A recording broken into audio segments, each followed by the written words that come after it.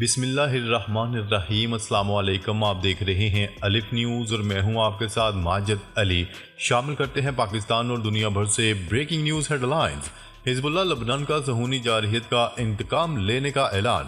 حزب اللہ لبنان نے اپنے بیان میں زور دے کر کہا ہے کہ جنوبی لبنان کے البحاریہ علاقے میں میڈیکل سینٹر کے طبی عملے اور بیماروں پر غاصب صہیونی حکومت نے وحشیانہ حملے کیے ہیں، جس میں کئی عام شہری شہید اور زخمی ہوئے ہیں۔ مذمت کرتے ہیں اور اس بیان میں شہداء کے اہل خانہ سے صبر و تحمل اور زخمیوں کی جلد از جلد شفا یاب ہونے کی دعا کے ساتھ کہا گیا ہے کہ ہم تاکید کے ساتھ کہتے ہیں کہ اس جرم کا جواب ضرور دیا جائے گا۔ واضح ہے کہ صہیونی حکومت کے جنگی طیاروں نے آج صبح جنوبی لبنان کے البحاریہ کالونی میں لبنان کے اسلامی سینٹر کو حملے کا نشانہ بنایا۔ اس حملے میں اب تک کم سے کم 7 افراد شہید ہو چکے ہیں، جبکہ ملبے کے نیچے دبے ہوئے لوگوں کی تلاش جاری ہے۔ خبر کے اگلے حصے میں بات کرتے ہیں۔ مقبوضہ فلسطین کی مزاحمتی تنظیم حماس کے سربراہ اسماعیل ہانیہ نے اعلان کیا ہے کہ فلسطینیوں کی مزاحمت سے اسرائیل اپنے فوجی مقاصد حاصل کرنے میں ناکام رہا۔ حماس کے سربراہ اسماعیل ہانیہ ایران کے دورے پر ہیں، جہاں انہوں نے ایرانی وزیر خارجہ حسین امیر سے ملاقات کی۔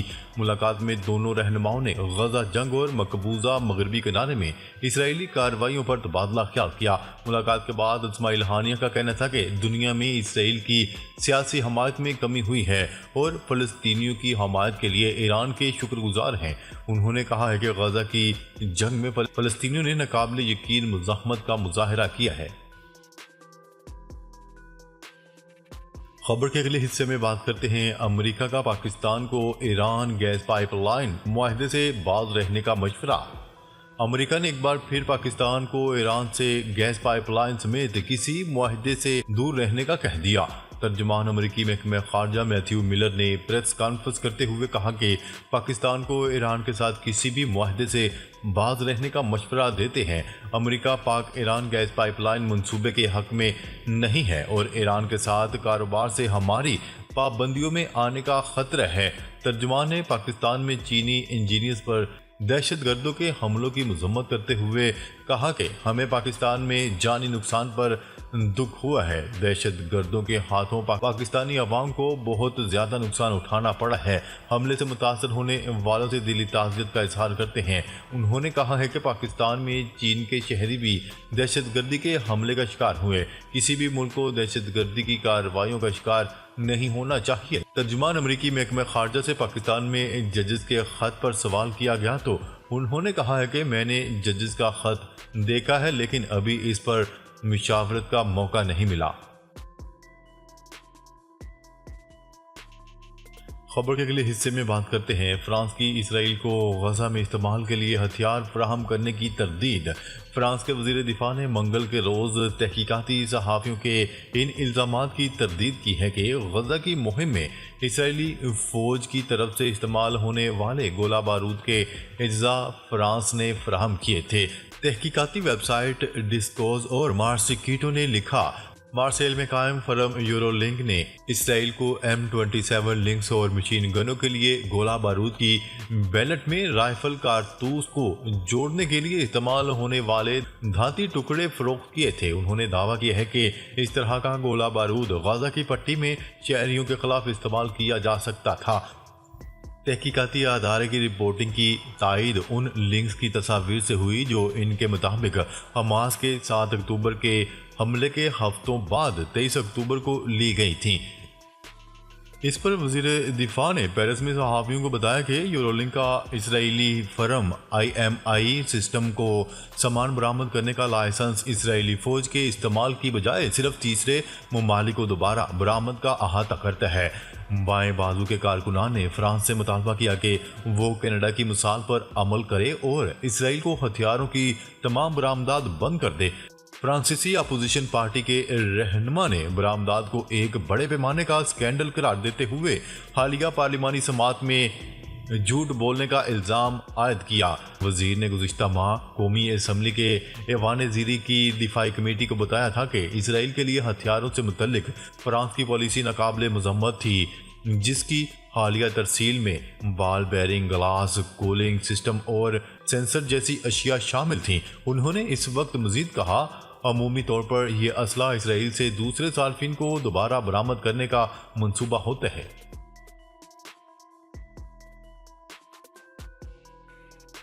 خبر کے اگلے حصے میں بات کرتے ہیں غزہ میں فضائی امداد، 18 فلسطینیوں کی جان لے گئی۔ بھوک و افلاس کے مارے غزہ کے فلسطینیوں کے لیے فضائی امداد بھی امتحان بن گئی۔ غیر ملکی ذرائع ابلاغ کے مطابق امدادی سامان کے حصول کے لیے سمندر میں چھلانگ لگانے والے 12 فلسطینی ڈوب گئے، جبکہ خشکی پر گرنے والے امدادی سامان لینے کی کشمکش میں بھگدڑ سے 6 فلسطینی شہید ہو گئے۔ غزہ میڈیا دفتر کا اس حوالے سے کہنا تھا کہ غزہ کے شمالی ساحلی علاقے میں فضا سے گرائی جانے والی امداد کچھ سمندر اور کچھ خشکی پر گری۔ غزہ میڈیا دفتر کے جاری بیان میں کہا گیا ہے کہ شمالی غزہ میں بدترین فاقہ کشی کی صورتحال ہے۔ قحط جیسی صورتحال میں فضا سے امداد گرانا بدسلوکی اور فضول ہے۔ غزہ میڈیا دفتر نے مطالبہ کیا کہ غزہ میں امداد کی فراہمی کے لیے زمینی راستے فوری بحال کیے جائیں۔ اگر فوری طور پر زمینی راستے بحال نہیں کیے گئے تو بہت بڑے پیمانے پر جانی نقصان کا اندیشہ ہے۔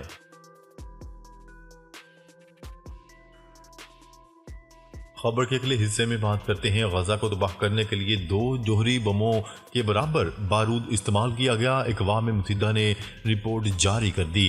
اقوام متحدہ کا کہنا ہے کہ اسرائیل نے غزہ کو تباہ کرنے کے لیے 2 جوہری بموں کے برابر بارود استعمال کیا۔ اقوام متحدہ کی نمائندہ خصوصی برائے فلسطین کی جاری رپورٹ میں انکشاف کیا گیا ہے کہ اسرائیل غزہ پر اب تک 25,000 ٹن بارود استعمال کر چکا ہے، جو کہ 2 جوہری بموں کے برابر ہے۔